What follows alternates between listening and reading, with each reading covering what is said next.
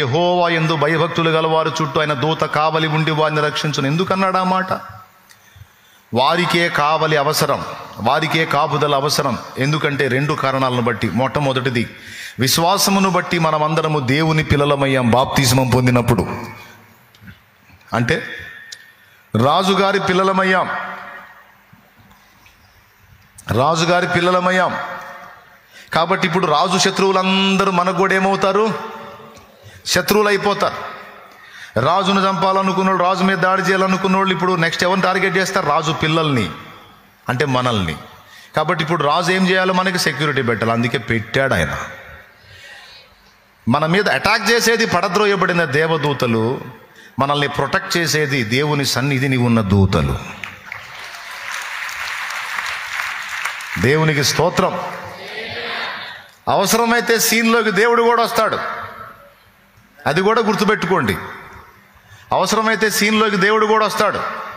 ఆయన ప్రేమ, ఆయనకి ముచ్చటేసింది, తన బిడ్డని దర్శించాలనుకున్నాడు, సేవ్ చేయాలనుకున్నాడు, ఆయనే వచ్చి కాచుకోవాలనుకున్నాడు. అవసరమైతే నీ కోసం దిగి వస్తాడు, అంతే. ఆ అమ్మ ఆ కాపుదల లేకపోతే మనం ఎప్పుడో పచ్చడైపోదు. మనం మారు మనసు పొందినప్పుడే కీమా కింద కొట్టేవాడు వాడు. ఇంతవరకు వాడు ఏం చేయలేకపోయాడంటే ఏం లేదు, గుడ్లు మిటకరించి చూడటం తప్ప వాడు ఏం చేయలేడు ఇప్పుడు. ఎందుకంటే దేవుని కాపుదల. ఈ మాట క్రొత్త నిబంధనలోను పాత నిబంధనలోను అనేక చోట్ల వ్రాయబడి ఉంది. కీర్తనల గ్రంథం 91వ కీర్తన 11వ వచనంలో, ఆయన నిన్ను గూర్చి తన దూతలకు ఆజ్ఞాపించును, నీ పాదములకు రాయి అయినా తగలకుండా వారు నిన్ను తమ చేతుల మీద ఎత్తి పట్టుకుందురు అని దూతలను గురించి మాట్లాడాడు. 2 అది అలా ఉంటుంది. మనకు కనబడకుండా అంత ప్రొటెక్షన్ మనకు ఉంటుంది. చూడండి, జస్ట్ ఆ ఫోటో చూడండి, ఎగ్జాంపుల్గా చూపిస్తున్నాడు అట్లా.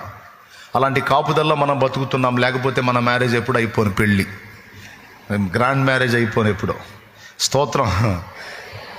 హెబ్రీ పత్రిక 1వ అధ్యాయము 14వ వచనం మీరు కానీ చూడగలిగితే, దేవదూతలను గురించి ఇలా అన్నాడు, రక్షణయను స్వాస్థ్యము పొందబోవు మన అందరికీ వారు పరిచారకులు అన్నాడు.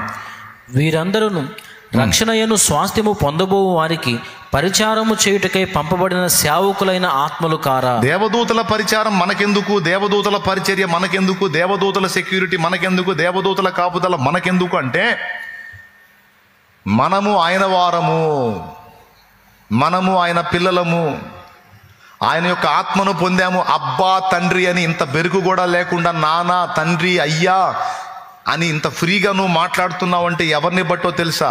నీలోనికి ఆయన ప్రవేశపెట్టిన తన పరిశుద్ధాత్మను బట్టి. రకరకాలుగా పిలుస్తున్నావు దేవుణ్ణి. డాడీ అంటున్నావు, ఫాదర్ అంటున్నావు, అయ్యా అంటున్నావు, నాన్న అంటున్నావు, అబ్బా అంటున్నావు, పప్ప అంటున్నావు, నీ ఇష్టం వచ్చినట్టు పిలుస్తున్నావు. అయినా ఇంత ఫీల్ అవ్వట్లా, దగ్గర తీసుకుంటున్నాడు. పప్ప అంటే రాబేటా అంటున్నాడు ఆయన. ఎందుకంటే నువ్వు ఆయన కొడుకువి కూతురువి. అట్లా తీసుకున్నాడు విశ్వాసమును బట్టి నిన్న ఆయన. బాప్తిస్మం పొందిన నీకు నాకు దక్కిన ఫలం ఏమంటే, దేవుని కుమారత్వము కుమార్తె తత్వం మనకు లభించింది. అంతకు మించిన ఆస్తి ఏం కావాలండి? ఎంతమందికి అర్థమైందో ఏమో మరి. లోకాల నేలే రాజులు ఉండొచ్చు, కానీ రాజులందరినీ నేలే రారాజు పిల్లలముగా మనం ధన్యులమైపోయినాం. ఇంతవరకు మనకు బాగుంది, కానీ శత్రువుల కళ్ళు మన మీదకి వచ్చినాయి. ఎప్పుడు వచ్చినాయి? మనం ఆయన పిల్లలమైనప్పుడు మనకి దాడి స్టార్ట్ అయింది. అందుకే దేవుడు తన కాపుదల మనకు పెట్టాడు. ఈ మాట పౌలు చెప్పాడు, మనం పోరాడున్నది శరీరులతో కాదు, ప్రధానులతోనూ అధికారులతోనూ ప్రస్తుత అంధకార సంబంధులకు లోకనాథులతోనూ ఆకాశ మండలమందున దురాత్మల సమూహములతోనూ మనం పోరాడుచున్నాము. దేవుడించిన భద్రతలో, దేవుడించిన సెక్యూరిటీలో, దేవుడించిన కాపుదల్లో మనం పద్ధతిగా ఉంటే గొడవ ఉండదు. కానీ మనం జిలాకు పిల్లలం. ఏం పిల్లలం మనం? మన సరళ భాషలో చెప్పాలంటే జిలాకు పిల్లలు. ఉండమన్న సాటు ఉండం. ఎందుకు ఉండమంటే ఆదాము సంబంధిత బ్లడ్ మనలో పనిచేస్తుంది కాబట్టి. అది ఉండమన్న చాటు ఉంటే రక్తం కాదు కాబట్టి మనం కూడా పైత్యం ఒక రకంగా ఉంటుందిగా మనకి. కాబట్టి మనం పద్ధతిగా ఉండి పద్ధతిగా హద్దుల్లో ఉంటే గొడవే ఉండదు. ఆ కాపుదల్లో ప్రశాంతంగా బతికేయచ్చు. కానీ ఉండమే, గడుగ్గాయ అంటారు చూడు, పిల్లల్లోకి ఒకటి ఉండమన్న చాటు ఉండడు రా బాబు వీడు గడుగ్గాయ. అట్లా గడుగ్గాయలంటే పిల్లలం మనం. అందుకే కొన్నిసార్లు హద్దులు దాటిపోయి తన్నులు తిని లోపలికి వస్తుంటాం అన్నమాట. దేవునికి స్తోత్రం. ఏమంటారు? కరెక్టా కాదా? ఇశ్రాయేలీలు ఐగుప్తులో బానిసలుగా ఉన్నప్పుడు ఫైనల్లో దేవుడు చేసింది ఏందో తెలుసా? ఈ రాత్రి మరణదూతను పంపుతున్నాను, ఇశ్రాయేలీల ప్రతి కుటుంబానికి పస్కా గొర్రె పిల్లను వధించి దాని రక్తము మీ గుమ్మాలకు రాసుకొని గుమ్మం లోపల ఉండండి. ఎవడైనా గుమ్మం దాటి బయటికి వచ్చాడంటే నాకు సంబంధం లేదు. గుమ్మం లోపల ఉన్నోడికి మరణం ఏం చేయదు. రక్తపు గుమ్మము లోపల ఉండాలి, బయటికి రావద్దు. ఇది శాసనం. అది దాటి బయటకు వస్తే నాకు సంబంధం లేదు. అలా కొన్నిసార్లు రక్తపు కోట దాటి బయటికి వెళ్తుంటాం మనం. అప్పుడు పగిలిద్ది మొహం. అప్పుడు దేవుడు చెప్తాడు, ఎందుకు పోయా హద్దులు దాటి, అలా చేయొద్దని చెప్పాగా, అలా ఉండొద్దని చెప్పాగా, అలా ప్రవర్తించొద్దని చెప్పాగా, అలా చేస్తే అలా ఇద్ది మొహం, ఇట్లా పగిలిద్ది. ఓకేనా? ఇకదా ఇంకా పచ్చడి చేయండు కాని వాడు నేను ఎంటర్ అయ్యా అందా అని తీసుకొస్తాడు. అలా చాలాసార్లు తెచ్చాడు, అందుకే లైన్లో ఉన్నాం మనం. ఎంతమంది ఒప్పుకుంటారో? దేవునికి స్తోత్రం. నిజంగా ఒప్పుకుంటారా అనే డౌట్. ఒప్పుకుంటారా? అది ఆయనకు అడ్డుపడకపోతే అవుట్ మనం. ఇదంతా ఎందుకు చెప్తున్నానంటే, మనకు ఒక శత్రువు ఉన్నాడు, వాడు నిరంతరం మనల్ని అబ్జర్వ్ చేస్తున్నాడు అన్న సంగతి మనకు అర్థం కావాలని చెప్తున్నాను. తెలుసు మీకు, ఆయన మళ్ళీ ఒకసారి గుర్తు చేస్తున్నాను. అయితే వాని గురించి మాట్లాడుతూ బైబిల్ అనేక వచనాలు సాక్ష్యం ఇస్తున్నాయి. నిరంతరం మనల్ని కాపుగాసి ఎక్కడ దొరుకుతామా, ఏ పాయింట్లో దొరుకుతామా అని మనల్ని వెతుకుచూ తిరుగుచున్నాడట.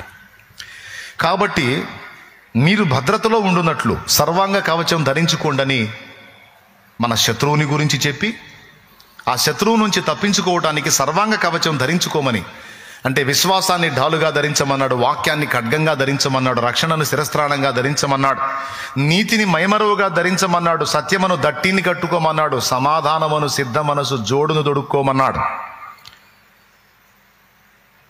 అంటే కత్తి పట్టుకోండి, డాలు పట్టుకోండి, కిరీటం పెట్టుకోండి, శిరస్త్రాణం పెట్టుకోండి, కవచం పెట్టుకోండి అంటే నిజంగా వస్తువులు అనుకునేరు.